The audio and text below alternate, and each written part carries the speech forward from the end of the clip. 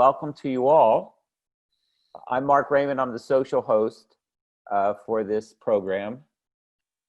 So today, we're really happy to have a group that Barbara Pomerantz informed me about and volunteered so graciously to do a program of reads, short reads that mean something to them, and they call it From Laughter to Tears.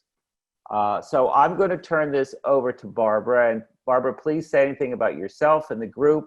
And I'm going to let you then take it and introduce each of the members as they do their piece. Would that be okay? That's fine. That's fine. Okay.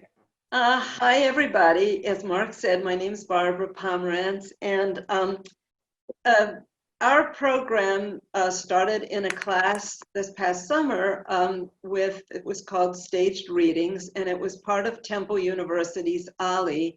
The class was under the very able direction of Jean Haskell, who's here with us today to answer questions too. And what I'm going to do is, as I said, introduce each person, and they'll introduce their reading. I'll just tell you the name of the person, and they'll introduce their reading. And at the end, if anybody wants to ask questions about the reading, the reader, or the Staged Readings program, feel free to do so. So without further ado, our first reader is John Abrams. Oh, okay. This is an excerpt from the play The Actor by Horton Foote. The time is 1932, and the place is Harrison, which is a small Texas town. And the speaker is Horace, who, as an adult, is recalling the year approaching his high school graduation. Mr. Dude Arthur, our local actor, came to my daddy's store and in front of me told my daddy that I'd come to see him at his boarding house and that I had written him a letter about wanting to be an actor. And after he left, my daddy asked, was I out of my mind? Being an actor was a terrible way to make a living, and Dude Arthur had told him he was giving up after this season because he was broke. And I said, well, Daddy, that's no worse than being a cotton farmer or a merchant. They're always broke too. But at least young man, he always called me young man when he's mad at me. At least, young man, I have a roof over my head and I manage to always put food on the table, and I'm not drunk half the time wandering around the country. Daddy said he hoped now that this would be the end of such foolishness, and I decided then and there I would give it up. But when my mother read in the Houston papers that the Ben Greet Players would be in Houston for a week with their Shakespearean repertoire, she said she thought it would be nice for me to go and see them in one of their plays. She wrote my grandmother, my daddy's mother, who lives in Houston and goes to see plays all the time, and Grandma wrote back to send me on to Houston and she would go with me to the play. Well, I went to Houston, but Grandma had a headache and couldn't go to the play with me after all. She lived on the streetcar line, and she said if I went by myself, she would give me real clear directions so I couldn't possibly get lost. So she wrote out for me how to get to the theater and back by the streetcar, and I took the streetcar and I got to the theater just fine. But when I got off the streetcar, I saw across the street a sign in front of another theater that read, Florence Reed and the Shanghai Gesture. I heard my Houston grandmother say that was a wicked play and one that shouldn't be allowed in Houston. And so I don't know what the devil got inside me suggesting I go to see the Shanghai Gesture instead of the Ben Greet Players, but whatever it was, I took my money my mother had given me for the Ben Greet Players, and I bought a ticket to see Florence Reed. And I guess it was wicked and immoral, like my grandmother in Houston said, but I thought it was wonderful. And I said to myself, I have to be an actor now, somehow, some way. Anyway, I never told my mother or my Houston grandmother that I didn't see the Ben Reed Players. And when they asked me, well, what play of Shakespeare I had seen, I said, Julius Caesar, because I'd read that play in English class my junior year and had memorized the friends, Romans, countrymen, lend me your ear speech for the class. And I knew if they asked me questions about the play, I could answer them. Now, I didn't realize that Adelaide Martin, one of my mother's friends, had gone into Houston that same day to see the Ben Reed Players. And when she got back, she called my mother to tell her about it. And my mother said, I'd been there too and had liked it a lot. And Adelaide said that, she didn't care for it, as she thought the Romeo and Juliet looked middle-aged and were too old for their parts. Romeo and Juliet, Mama said, that's not what Horace saw, she said. He saw Julius Caesar. Julius Caesar? Did he go to the matinee or the evening show? Mother said to the matinee, and Adelaide said, well, that's the one she attended, and there was no Julius Caesar, but Romeo and Juliet. Well, when I got home from school, my mother confronted me with this, and I had to admit what I'd done. She asked me what the Shanghai gesture was about, and I said it took place in a Shanghai brothel, and that's all she had to know. She said I was deceitful and should be ashamed of myself going to a play like that. Well, I guess I should have been, but I wasn't. All I could think about was how Florence Reed reacted when, as the madam of the brothel, she heard that her daughter, who she hadn't seen in years, turned up as one of the girls in the brothel. Our next reader will be Bob Bronstein, and he will introduce his piece. This is a piece from My Fair Lady called I'm an Ordinary Man. It was written for Rex Harrison in the original, and Rex Harrison couldn't sing. So it was really written as a soliloquy. There's a little bit of music to it, but I'm not going to sing it today. He plays Henry Higgins, the quiet professor whose life is upset, of course, by Liza Doolittle, the little street urchin.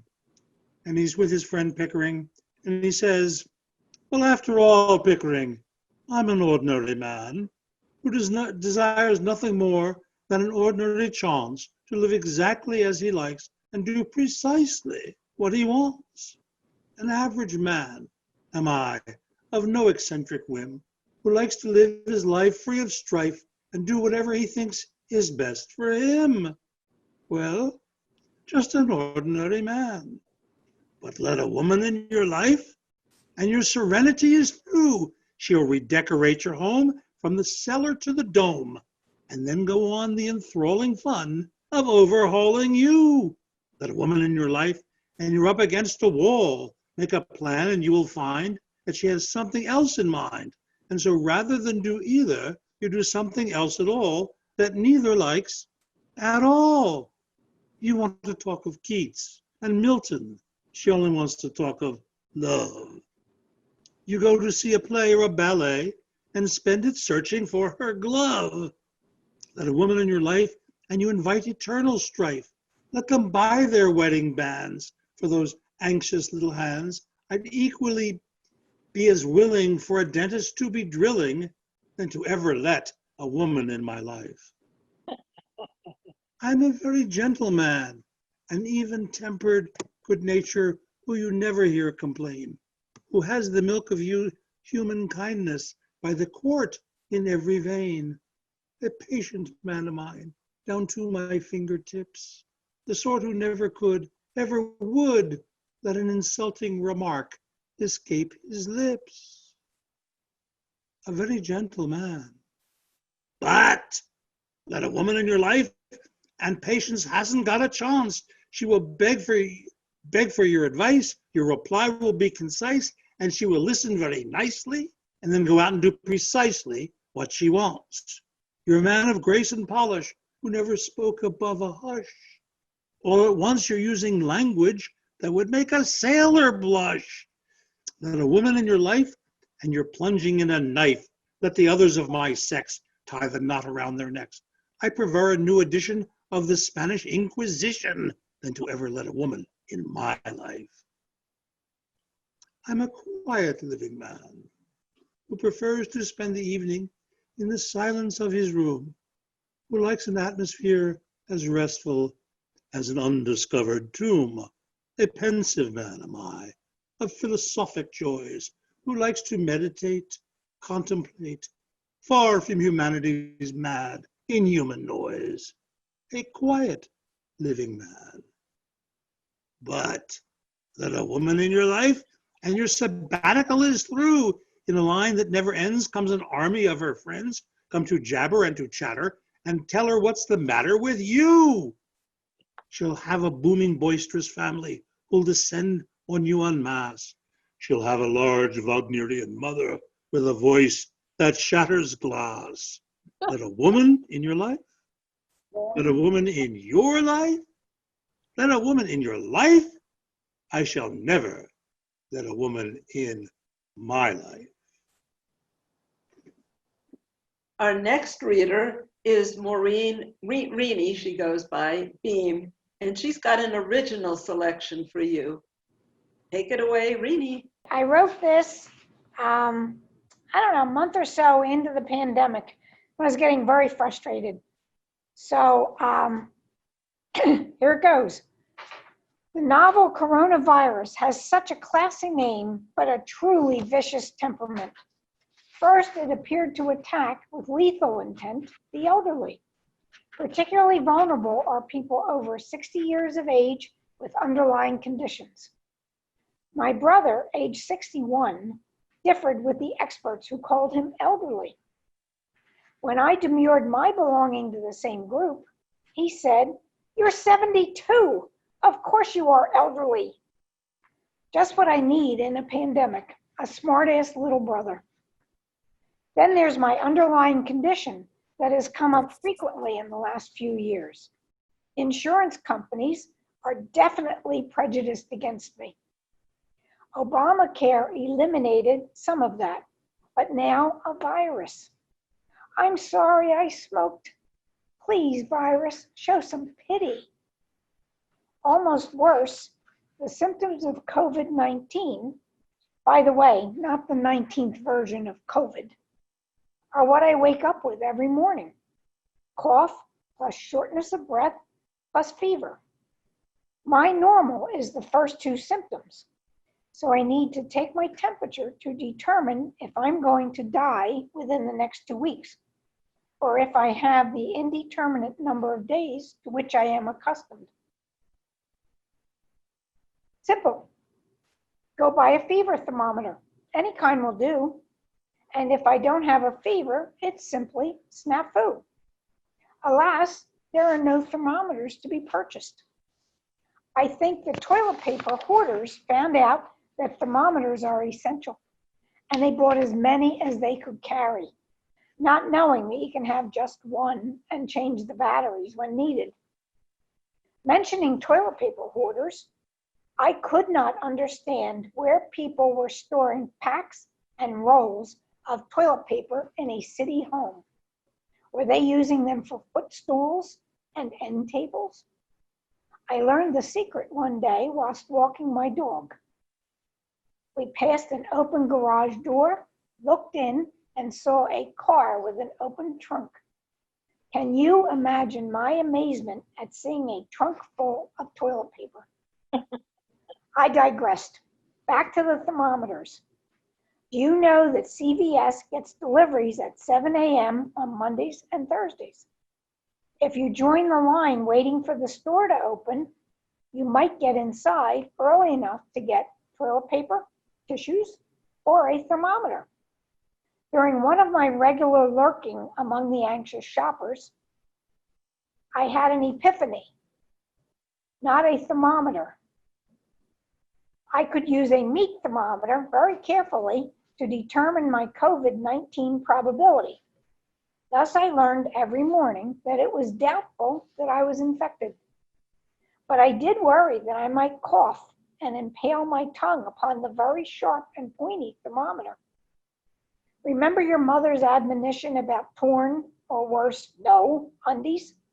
What if you get in an accident and have to go to the hospital? So I dressed in appropriate go to the hospital underwear before checking my temperature until I finally got a people thermometer. Would you like to hear about my online grocery store adventures? I'll share that saga next in my next chapter of Pandemania. Thank you. We'll just move on to lovely Jean Burkle, who's already on the screen. Well, I selected a poem by Robert Frost entitled Wind and Window Flower. I selected this because it tugged at my heart. Lovers, forget your love and listen to the love of thee. She a window flower, and he a winter breeze. When the frosty window veil was melted down at noon, and the caged yellow bird hung over her in tune, he marked her through the pane. He could not help but mark, and only passed her by to come again at dark. He was a winter wind, concerned with ice and snow, dead weeds and unmated birds, and little of love could know.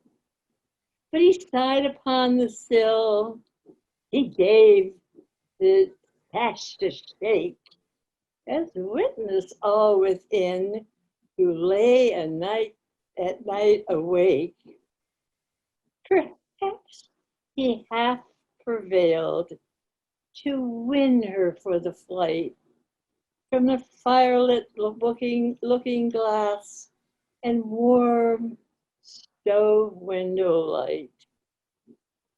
But the flower leaned aside and thought of not to say, and the morning found the breeze 100 miles away.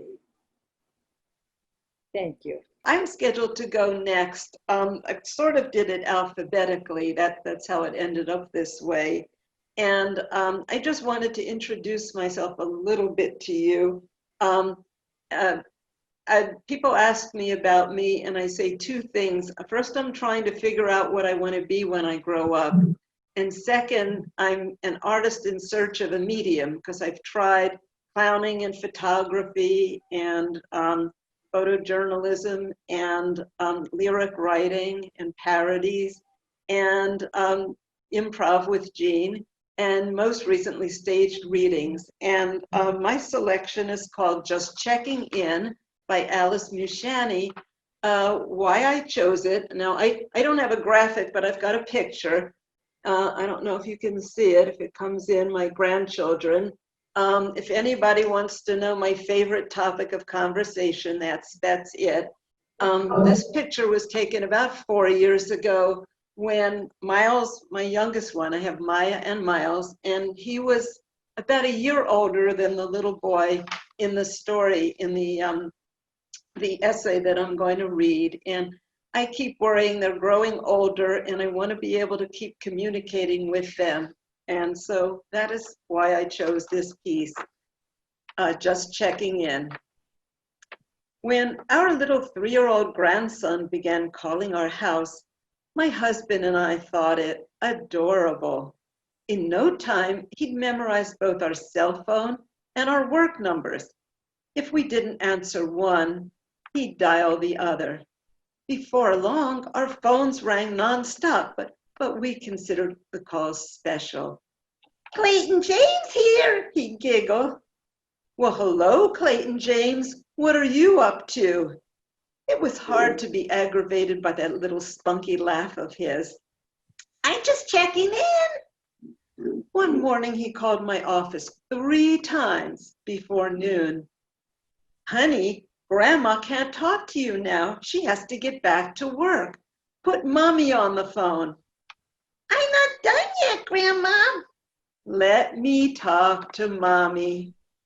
Heaving a big sigh, he repeated, "I'm not done yet." Another 5 minutes of pleading and begging passed before he put my daughter on the line. "Sorry, Mom, he's supposed to ask permission to use the phone." When he began calling after we crawled into bed, it was no longer amusing. I'd scold him and tell him to hang up so Grandma and Papa could go to sleep. After his mom found out he phoned, she had another talk with him. The call stopped for a few days, but started up again relentlessly. Even though I hated to do it, I called his mother and complained. That prompted an angry call from Clayton. "I no talk to you ever again, clunk." His threats didn't last long. A few hours later, the phone rang. Surprise, it was Clayton.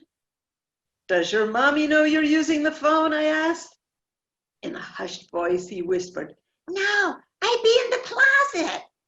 I could almost smell that cookie breath through the receiver. A big smile spread across my face, and I decided not to rat him out. All was well until the phone rang in the middle of the night. Worried the kids had been in a car accident, I picked up on the first ring. Relief flooded over me when it was only Clayton James checking in, but I scolded him just the same. "Don't call back. Grandma has to get up early for work." The next day when I reported the incident to his mom, she said, "I'm really sorry. I hid our cell phones before bedtime, but Clayton must have climbed on the counter and used the house phone. I'll have another talk with him." As we sat down for dinner, the phone rang. A tiny voice threatened, "Now you listen to me, and you listen to me good. I no call you anymore." Before I could reply, the receiver banged down. "Guess Clayton James got in big trouble for that late night phone call," I chuckled. By the end of the week, he must have forgiven me because he called and said, "I'm just checking in from under the covers." Just as I suspected, an undercover phone call. That night, the alarm clock glowed 2:20 a.m. in neon red as I reached for the annoying phone. "Clayton? Clayton, is that you?" My questions were met with silence. "Hang up the phone and go to bed," I barked. Finally, I heard a squeaky followed by the slamming of the phone. My husband rolled over and mumbled, "He keeps it up. He won't see his 4th birthday." As I tried to drift back to sleep, I wondered, would I be a bad grandma if I changed my number? The next day, I phoned his mother and ratted on him for calling in the wee hours of the morning. She apologized once again and said she'd moved the phones out of Clayton's reach. A thorough investigation revealed that he snuck his brother's cell out of his school bag. Her reprimand prompted another call. "I don't like you anymore, Grandma." Thump. Papa and I placed bets on how long it would be before he called back. We didn't have to wait long. He called back in 10 minutes. Clayton's calls gradually tapered off as he got busy with kindergarten and sports. Soon we were calling him more often than he called us. "Grandma, I'm playing with my friend. I'll talk to you later." I hung up the phone and wondered how I'd ever thought of his calls as annoying. Now, when the phone rings and it's Clayton just checking in, it's all the more special, unless, of course, it's after midnight. Thank you. Okay, our next reader is Helene Rosenman. Hi, I'm going to read something from A Streetcar Named Desire by Tennessee Williams. Blanche Dubois is one of the best known and tragic figures in American theater. And in this scene, Blanche, who's staying with her sister and brother-in-laws, is talking to his friend Mitch. She's a lonely woman and she's pretty desperate. And Mitch's mother is dying, and so he is also somewhat lonely. I think you have a great capacity for devotion. You'll be lonely when she passes on, won't you? I love someone too, and the person I loved, I lost. He was a boy, just a boy, when I was a very young girl. When I was 16, I made the discovery, love, all at once and much, much too completely. It was like you suddenly turned a blinding light on something that had always been half in shadow. That's how it struck the world for me. But I was unlucky. Rooted. There was something different about the boy, a nervousness, a softness and tenderness, which wasn't like a man's, although he wasn't the least bit effeminate looking.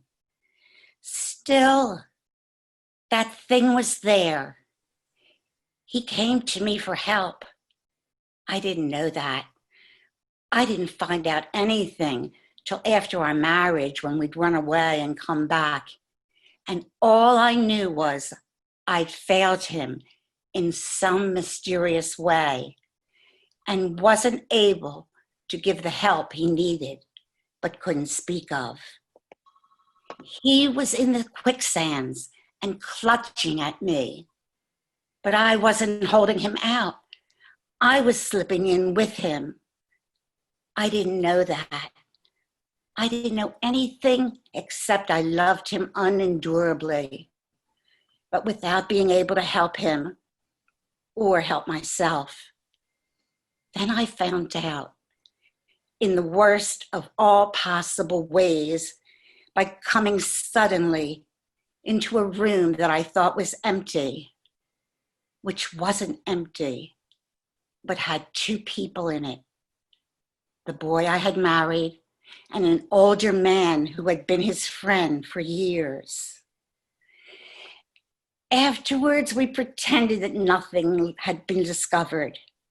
Yes, the three of us drove out to Moon Lake Casino, very drunk and laughing all the way. We danced.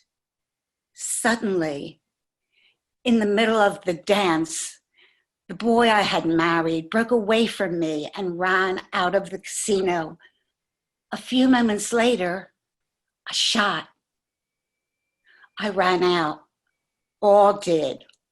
All ran and gathered around the terrible thing at the edge of the lake. I couldn't get near for the crowding. Then somebody caught my arm. Don't go any closer. Come back. You don't want to see. See? See what? Then I heard voices say, Alan, Alan, the gray boy. He'd stuck the revolver into his mouth and fired so that the back of his head had been blown away. Oh, geez. It was because on the dance floor, unable to stop myself, I'd suddenly said, I saw, I know, you disgust me. And then the searchlight which had been turned on the world was turned off again. And never for one moment since Has there been any light that's stronger than this kitchen candle?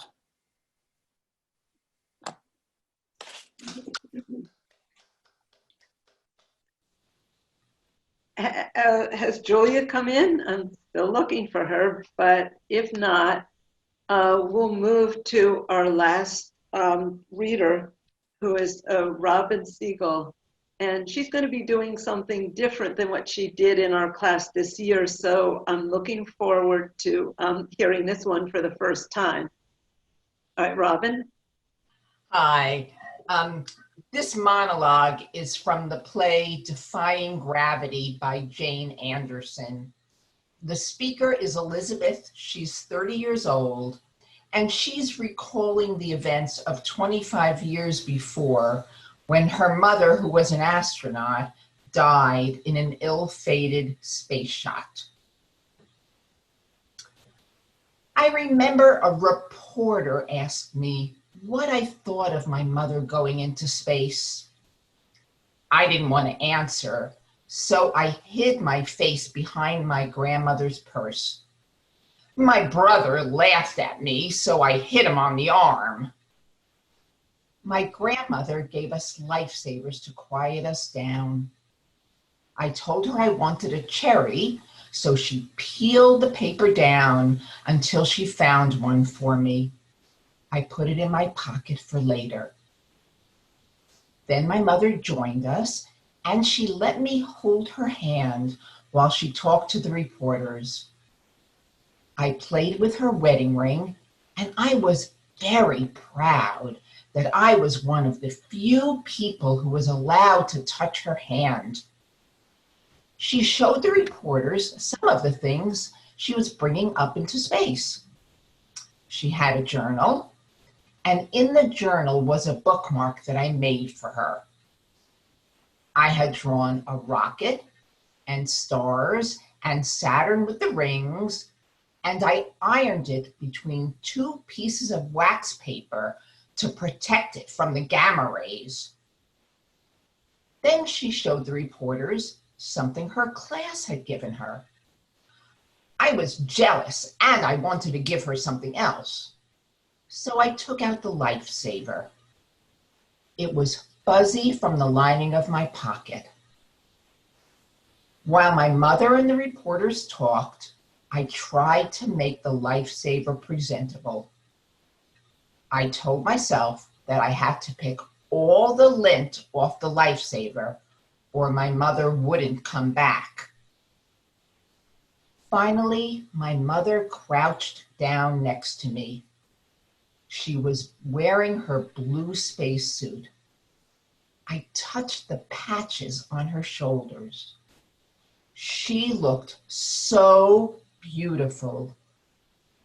Suddenly, I couldn't grasp that this was the same woman who every morning sliced bananas on my granola. My grandmother kept saying, "Say goodbye, honey. Say goodbye to your mother." But all I could do was hold out the lifesaver, which was sticky from the sweat of my hand. My mother took it and put it in her pocket, and I knew that everything would be all right. When I watched my mother's ship take off, I saw it go straight into the sky and disappear. When my grandmother told me that my mother went to heaven, I thought that heaven was a part of outer space. I was excited because I thought she'd come back with all kinds of neat presents, like a plastic harp or a pair of angel wings. I went to the mailbox every day looking for a postcard from her that would have clouds on it or a 3D picture of God.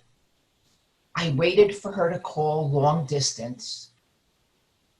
When I didn't hear from her, I got very angry. I told my father that I hated her for being away so long. He told me that she had perished in the rocket. I told him that wasn't true, that she was alive, that she had left us and found a family that she liked better. He asked me, why did I think she was still alive? And I said, because I never saw her dead. These are the reasons I gave myself for why my mother didn't come back. 1, I hit my brother on the arm. 2, I wouldn't talk to the reporters. 3, I didn't say thank you to my grandma for giving me the coloring book. 4, I wouldn't let my father hold me. 5, I didn't get all the lint off the lifesaver. Thank you. Oh,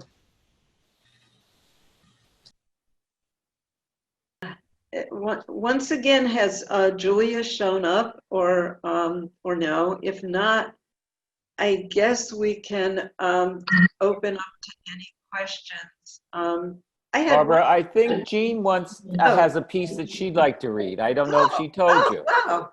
Okay, Jean, introduce yourself. Fabulous.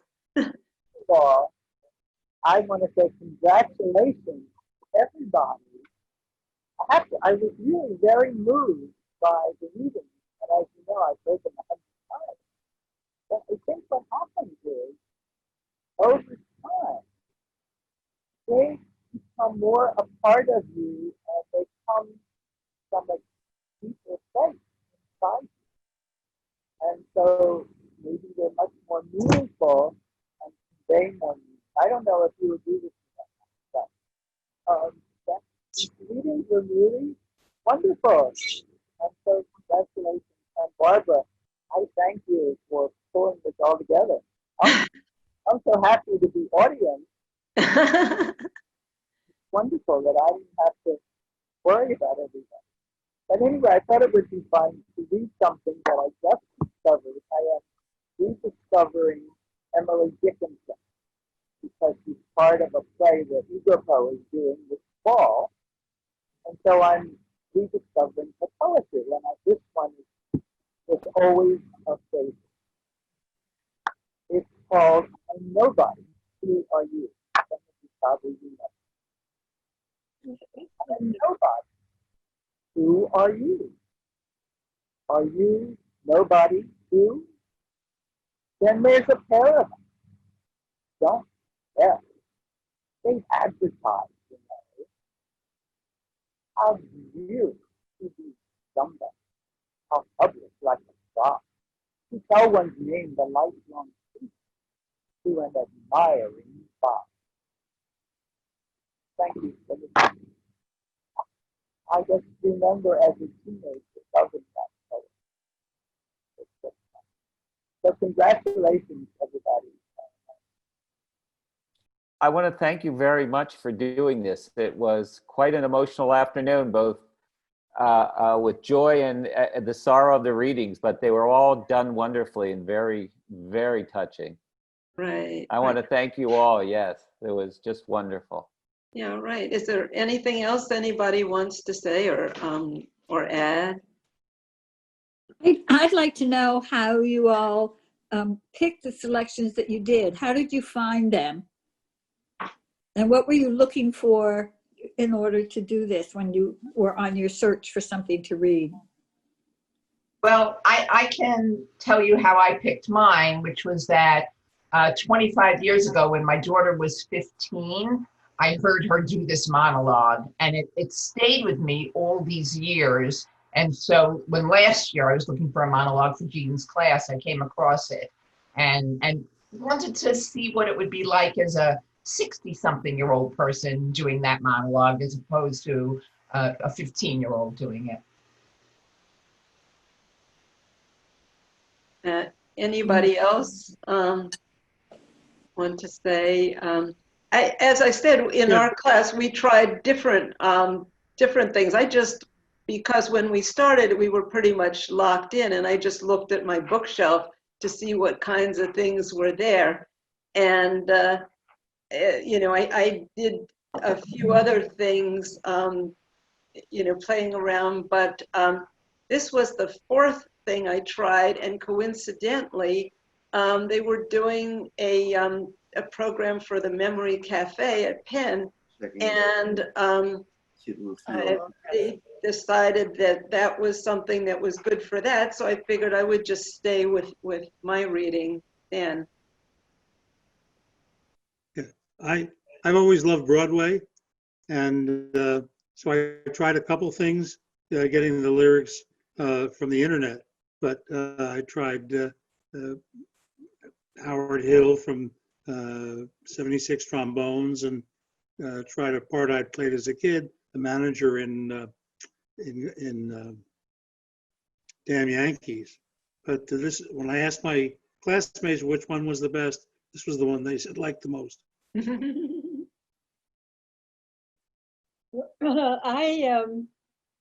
I didn't know what to do, and I had this book of poems by Robert Frost, and I started to look through them, and I found this poem, Wind and Window Flower, and it really touched me, it really moved me, and so I decided to use it.